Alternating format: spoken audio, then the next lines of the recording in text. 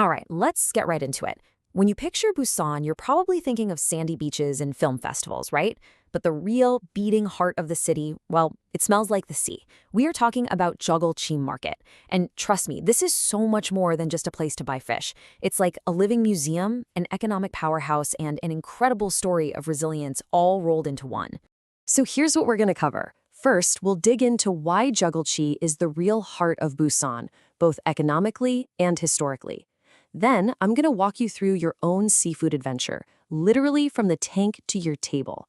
We'll also get into the fascinating contrast between the old market and the new one. After that, we'll look at the culture that makes this place tick, and finally, I'll give you all the essential tips you need before you go. Sound good? Let's do it. Okay, first things first, let's talk scale. Jagalchi isn't just a fish market, it is the largest seafood market in the entire country.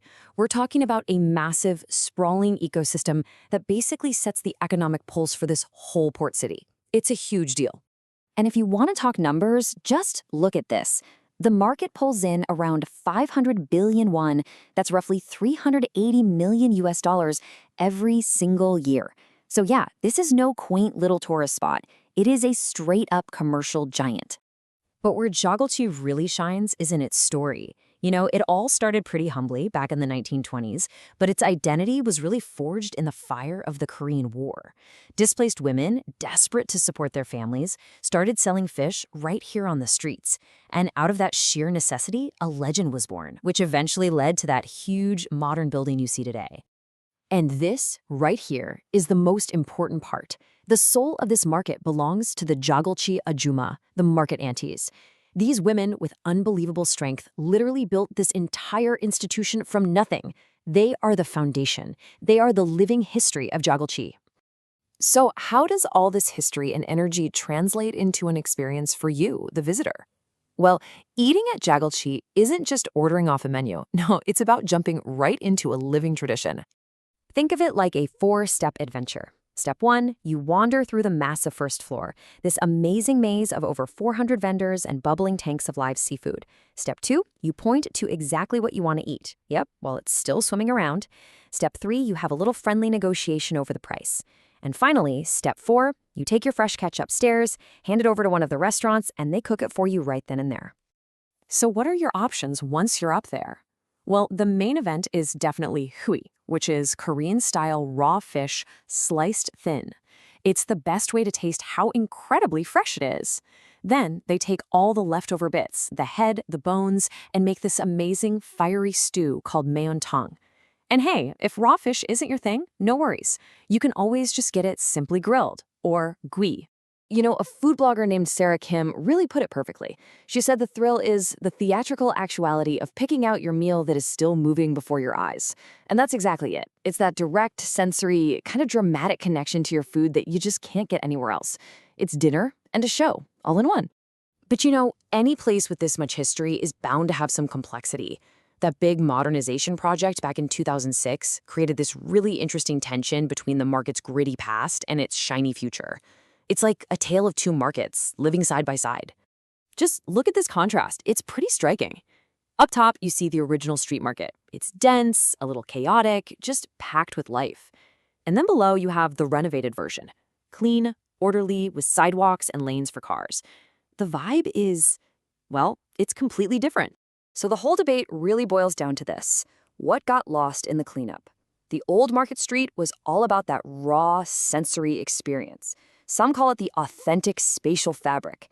The new street is way more efficient for sure, but critics use some pretty strong words like street cleansing, arguing that it pushed out the very vendors who gave the place its soul. And the centerpiece of all this change is, of course, the new building.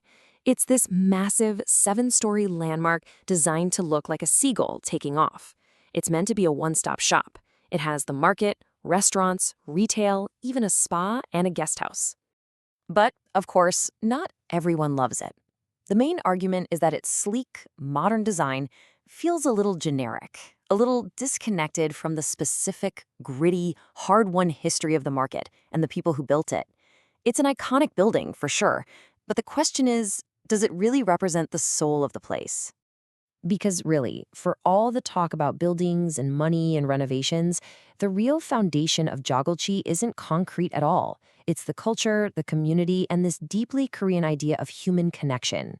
And at the core of all of this is a concept called jong. It's a little hard to translate, but it's this deep emotional bond, this attachment that builds up over years between the vendors and their regular customers. It's more than just a transaction. It's the vendor who knows your family and saves the best piece of fish for you. It's that deep-seated trust that turns buying groceries into a real, meaningful relationship. And this social fabric is held together by a really unique matriarchal structure.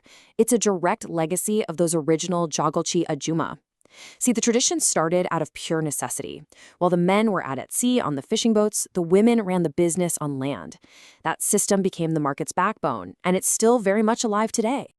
And if you want to see all this vibrant culture come to life, you've got to be there in October for the Busan Jagalchi Festival. It is a massive celebration that just takes over the area. It's a huge event for locals and tourists alike, and it really cements the market's role as the cultural heart of the whole city. Okay, so now you're probably ready to go experience it for yourself. So let's wrap up with a quick and easy guide to make sure your visit is absolutely perfect. First off, getting there is super easy. Just hop on subway line 1 and get off at Jagalchi station. You'll want to take exit 10. That'll put you right there. And if you're coming from the main Busan station, it's a breeze. Just a quick 4-minute ride, only 2 stops away. All right, here are a few pro tips. Number 1, and I mean this, wear comfortable, water-resistant shoes. You'll thank me later. 2, bring cash. It just makes everything easier, especially for negotiating. 3, the best time to go is probably mid-morning to afternoon to miss the craziest crowds. Also, don't be shy. A little polite haggling is totally expected. It's part of the fun. And finally, super important, remember, the market is closed on the 1st and 3rd Tuesday of every single month. And I really cannot stress this enough about the shoes. The floors are a permanent wet zone. There's salt water from the tanks everywhere. Seriously, do not wear your favorite pair of sneakers here. Choose your footwear wisely. So when you boil it all down, what is Jagalchi Market? It's so much more than what you first see. It's a living museum, it's an economic beast, and more than anything, it is a powerful testament to the incredible women who built an icon for their city right out of the ashes of war. Which really leaves us with one final thought. Is Jagalchi a polished, modern landmark, or is it a raw, living tradition? The truth is, it's both at the same time. The real question is, when you go, what side of its incredible story will you discover for yourself?